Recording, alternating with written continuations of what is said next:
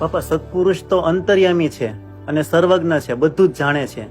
તો પ્રમુખ સ્વામી મહારાજ પણ બધું જ જાણતા હતા, છતાં પણ બધાને આમ જમીન માટે દોડાવે. બાકી એમને તો ખબર જ હોય કે આ જગ્યાએ મંદિર બનશે, આમ થશે, છતાં પણ પોતે પણ મહેનત કરે અને બીજા પાસે પણ કરાવે. તો એવું કેમ કરતા?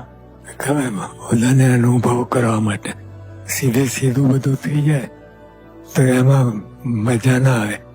તો મંદિર પોતાનું મોત પણ બધાને દોડાવે, બધાને ઇન્વોલ્વ કરે, બધા એક મત થાય અને પછી મંદિર થાય. એટલા માટે બધાની મદદ, બધાને દોડાવે કરે.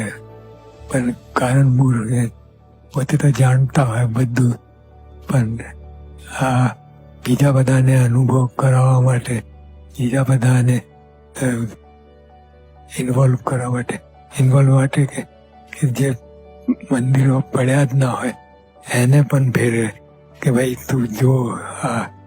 એટલે બધાને ઇન્વોલ્વ કરે, બધા પાસે નક્કી કરાવે અને પછી સમસ્વૃત ભાવ એક થાય, પછી મંદિર કરે.